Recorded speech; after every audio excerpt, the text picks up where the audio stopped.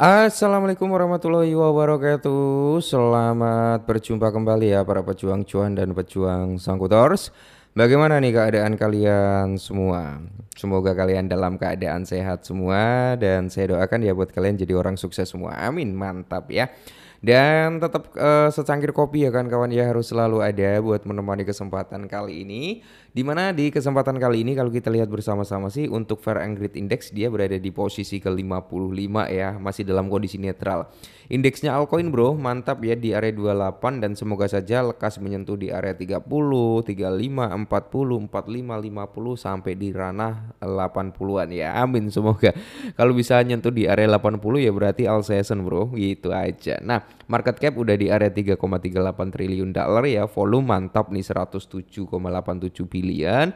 Terus kalau kita lihat crypto indeksnya seperti ini. Nah, dari Bitcoin dominance ya. Di sini Bitcoin dominan sayangnya masih tinggi bro ya. Sayang banget dengan persentase Bitcoin yang mencoba untuk recover kayak gitu kan. Di sini malah Bitcoin dominance itu tinggi. Jadi kita belum bisa melihat tuh ledakan daripada altcoin yang cukup bagus lah ya. Karena masih tertahan oleh Bitcoin dominance gitu ya. Kalau nanti Bitcoin dominance-nya udah drop, di situ kita akan melihat persentase kenaikan bagi altcoin. Oke, kesempatan kali ini bro ada informasi yang cukup sedikit apa ya? Dikatakan panik ya nggak panik ya, dikatakan khawatir ya nggak khawatir gitu kan. Yaitu tentang si PP. Kita langsung gas. Nah, jadi di sini bro, apakah harga koin PP itu akan anjlok 50% karena Wells membuang sekitar 1 miliar token. Oke, jadi ada Wells yang ngebuang PP sebesar 1 miliar token, tapi selalu aja sih bro ya, kalau saya loh selalu aja. Di sini kalau PP bisa anjlok sampai 50% gitu kan. Siap serok siap serok bro ya. Kenapa? Walaupun PP ini nggak ada utility-nya ya, dia hanya berbasis meme coin tapi komunitasnya cukup kuat, jadi ya harga daripada PP kalaupun turun 50% masih berani nyerok gitu aja kalau saya bro. Kalau teman-teman jangan ikutin ya. Nah, jelajahi analisa harga koin PP saat para paus menjual triliunan token. Triliunan bro, ini 1 miliar ini triliunan. Oke. Terus di sini kalau kita lihat harga PP Coin kan telah naik sekitar 15% selama 4 hari berturut-turut. Pergerakan dari level terendah di kepala 1040 ke area 12 dan saat ini diperdagangkan pada harga 12 ya per 9 Juni yaitu kemarin. Token meme berbasis kata ini beresiko mengalami koreksi di tengah pola bearish yang ditunjukkan oleh para analis teknis dan para paus yang menjual aset mereka. Jadi harga koin PP beresiko akibat para paus menjual 1 triliun token bro. Itu tadi kurang 0,1 ya, saya kira 1 miliar. Kalau 1 miliar mah slow aja gitu kan, ternyata 1 triliun bro ya. Satu paus mungkin telah menjual 1 triliun token BP setelah mentransfernya ke Binance. The Dead Nerd, seorang analis on-chain, menunjukkan bahwa sebuah alamat mentransfer koin meme senilai 11,65 juta dolar ke Binance. Meskipun tidak jelas apakah paus tersebut menjual kepemilikannya, The Dead Nerd juga mencatat bahwa jika dijual, entitas tersebut akan mengalami kerugian sebesar 867.000 US dollar. Jadi paus ini masih sangkut di BP bro. Paus ini masih sangkut di PP ya. Walaupun dia ngejual dengan jumlah yang cukup gede yaitu 11,65 juta US dollar, tapi dia masih mengalami kerugian 867.000 US dollar. Jadi buat teman-teman semua yang masih sangkut selalu aja ya, selalu aja. Karena Wells pun masih pada sangkut juga. Jadi intinya selalu tenang ya.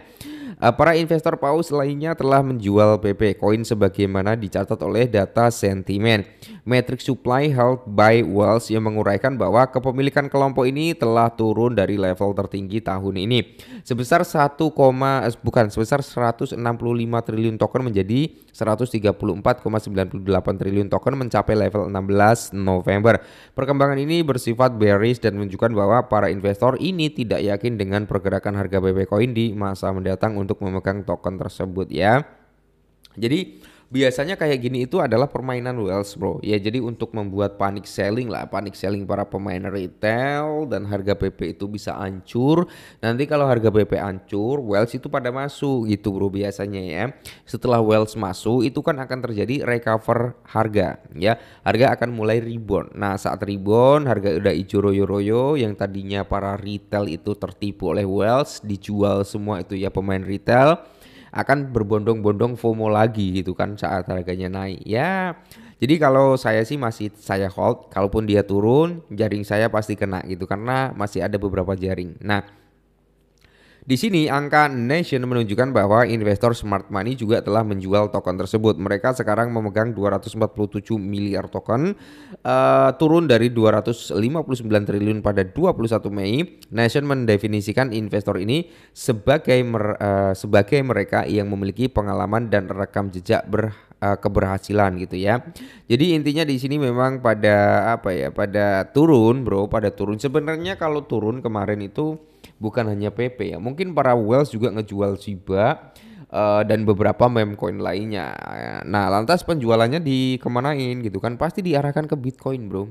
Ya, pasti diarahkan ke Bitcoin dulu. Nanti kalau Bitcoin udah mulai grow up, stabil harganya, mungkin membuat all time high baru, ya whales taking profit dan lari ke altcoin lagi, termasuk di PP juga gitu kan. Nah, dengan data blockchain yang menunjukkan tanda-tanda investor yang sedang lesu, apa yang ditunjukkan analis teknis untuk token tersebut? Potensi pemulihan yang mengatasi tren turun atau kejatuhan yang dipicu oleh aksi jual besar-besaran.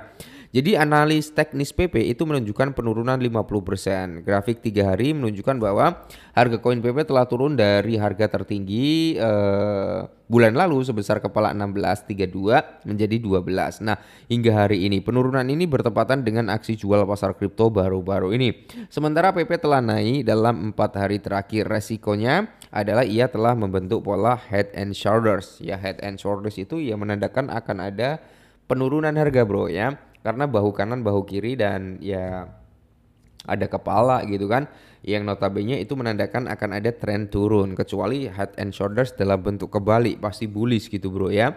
Nah, sementara PP telah naik dalam 4 hari terakhir. Resikonya adalah pola head and shoulders tahunan, pola pembalikan bearish yang umum. Formasi teknis ini terdiri dari head yang dalam kasus ini ya berada pada titik tertinggi sepanjang masa, yaitu di area 2838. Ia juga memiliki neckline yang berada di area 5716, level terendahnya pada bulan Maret tahun ini, dan Agustus dan April tahun lalu. Kedua shoulders berada pada sekitar kepala 16 ya. Jika harga PP Coin menghasilkan penutupan candlestick 3 hari yang menentukan di bawah neckline, maka akan terjadi breakout dalam kasus seperti itu. Pengaruh memperkirakan penurunan 53% menjadi kepala 10. Target teoritis ini diperoleh dengan menambahkan tinggi kepala dan neckline ke titik breakoutnya. Nah, kalau kita lihat memang membentuk pola head and shoulders ya, bro. Ini dalam time frame 3 hari kalau nggak salah ya, bro, yang disebutkan tadi. Dimana di sini ada bahu kanan, bahu kiri juga dan ada kepalanya. Nah, kepalanya itu di harga ATH-nya dia gitu, bro, ya. Nah, sedangkan kalau si PP ini mampu breakout dan dia nge-breaks lah ya di atas kepala 16, maka dia memiliki prospek apa itu namanya ya? Head and shoulders ini akan dibatalkan gitu, bro, ya. Cuman kalaupun si PP ya mau koreksi lagi, semisal PP mau koreksi lagi sampai kepala 10, itu masih harga wajar, bro, karena itu di jaring saya juga ya, jaring saya di kepala 10 gitu kan. Kalau kena ya syukur, bro, ya, nggak masalah gitu. Jadi buat PP untuk jangka panjang saya masih oke sih ya. Untuk tahun ini loh, untuk tahun ini saya masih oke di PP ya. Saya kira dia bisa breakout untuk tahun ini, semoga saja. Nah, mungkin ini dulu, semoga bermanfaat, tetap semangat dan salam cuan.